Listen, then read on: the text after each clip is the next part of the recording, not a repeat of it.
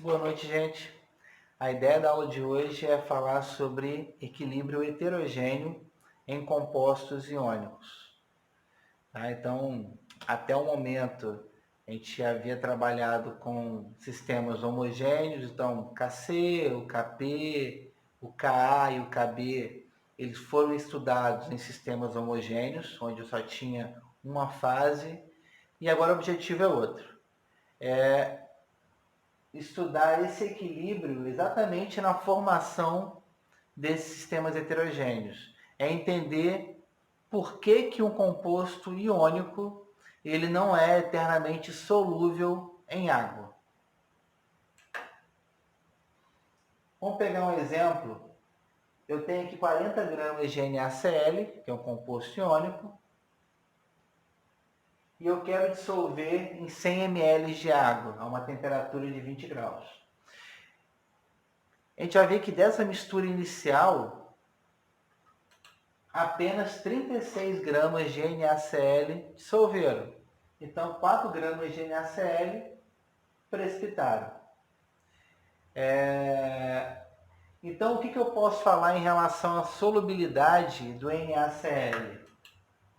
A solubilidade do NaCl a uma temperatura de 20 graus Celsius é uma solubilidade de 36 gramas para 100 ml de água. Vamos lá. A pergunta que a gente pode fazer é o seguinte: por que nem todo o NaCl dissolveu em água? Se eu aumentasse a temperatura, aumentaria a solubilidade?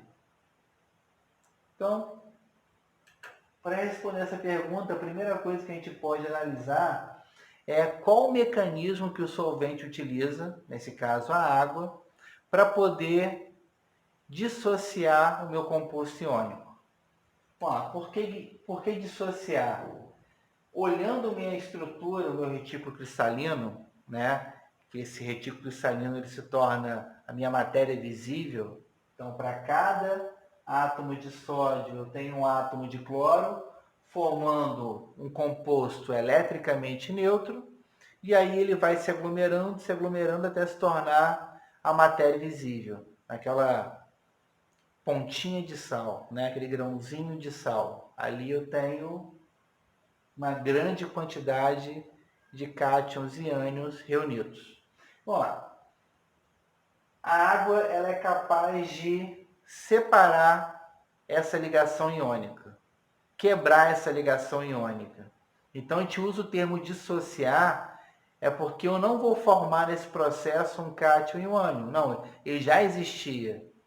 A função da água é simplesmente separar esse cátion e esse ânion.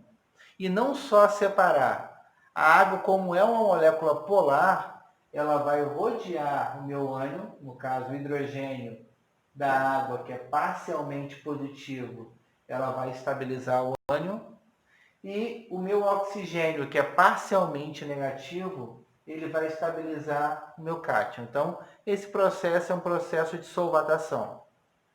E a gente já começa a conseguir responder a seguinte pergunta: por que o composto iônico ele não é eternamente solúvel em água?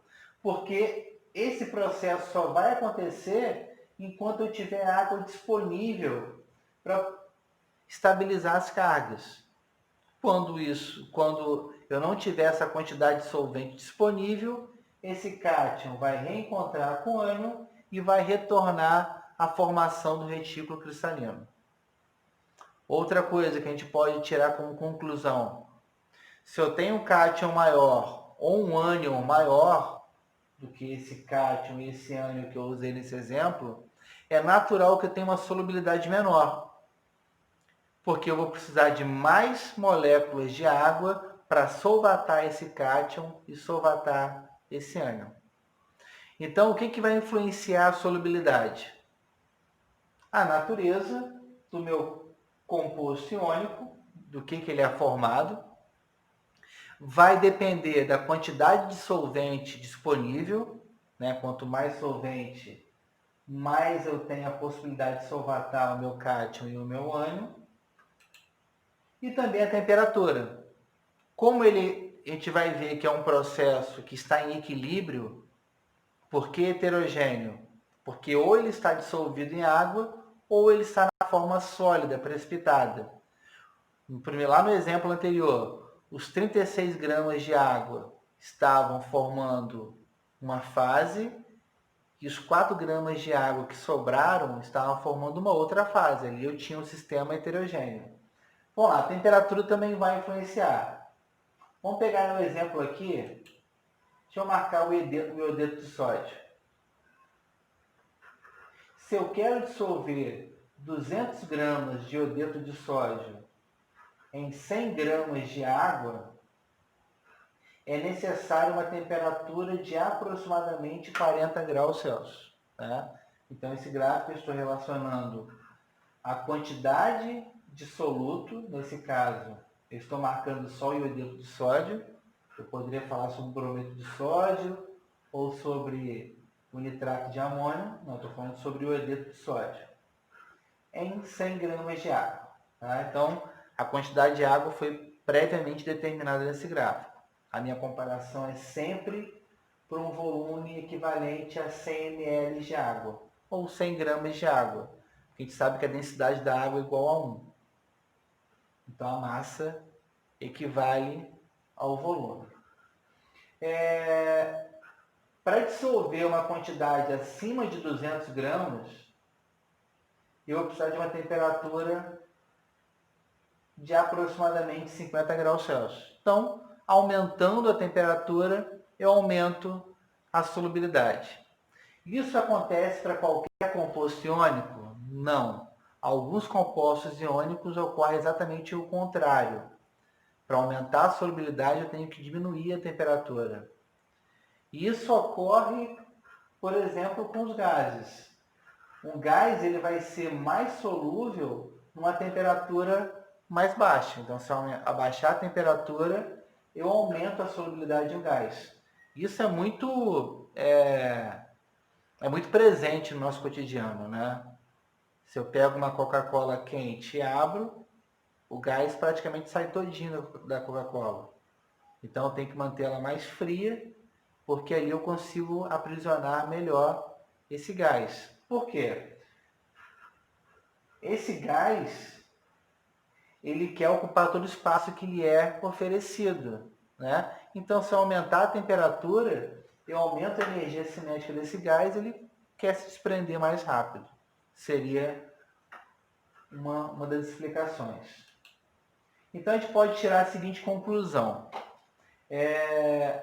Ou a minha dissolução ela é endotérmica, eu tenho que fornecer energia para aumentar a dissolução, que foi o exemplo dos sais, ou a minha dissolução ela é exotérmica. Eu tenho que abaixar a temperatura para aumentar a solubilidade, que foi o caso dos gases. Então pronto. O que vai influenciar a solubilidade? A gente já viu 3 fatores. A quantidade de solvente, para poder solvatar o meu composto iônico, a natureza do meu composto iônico e a temperatura, por ser um processo de equilíbrio. Então, como é um processo de equilíbrio, eu posso calcular esse equilíbrio, né? Então, por que é um processo de equilíbrio? Eu tenho aqui meu composto iônico. Em meio aquoso, ele vai estar na sua forma dissociada.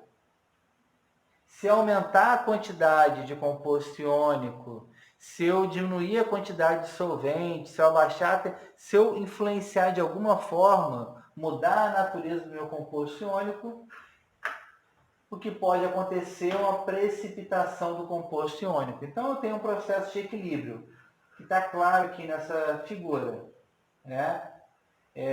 Ou ele está na forma dissociada, ou ele está na forma sólida. Como ele é um equilíbrio, e outra coisa, a gente discutiu lá em KC, quando a gente calculava o KC, que se eu tinha algum composto sólido participando da reação, ele não entrava no processo de equilíbrio.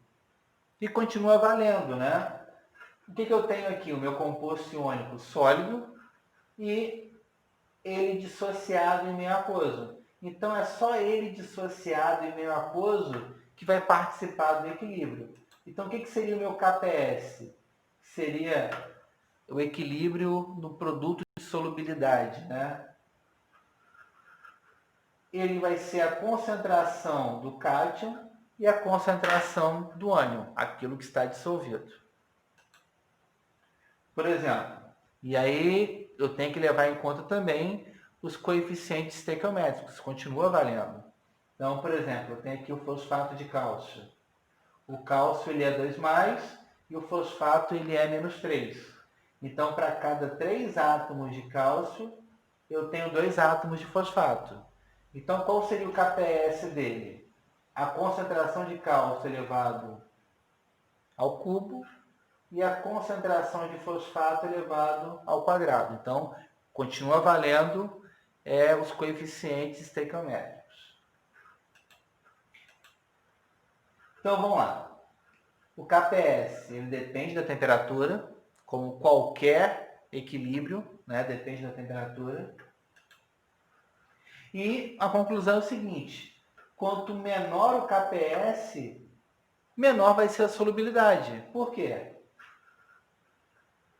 Quanto menor cátion, quanto menos cátion e menos ânion eu tenho dissociados, menor vai ser o meu produto da solubilidade, menor vai ser meu KPS. Então, menos solúvel é o meu composto iônico. Para fechar, eu tenho aqui uma solução, um problema, uma solução qualquer. Calculei o produto da solubilidade. Calculei o quanto de cátion estava dissolvido, o quanto de ânion que estava dissolvido, elevado aos coeficientes estequiométricos, e observei que esse produto ele era menor do que o KPS. Se o produto ele é menor do que o KPS, ele está completamente dissolvido. Então, ele não vai precipitar.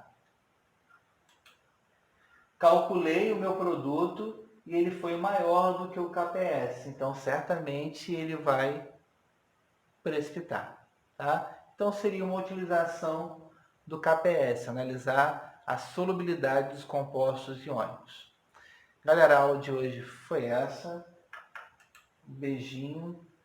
Façam as questões da apostila e até semana que vem.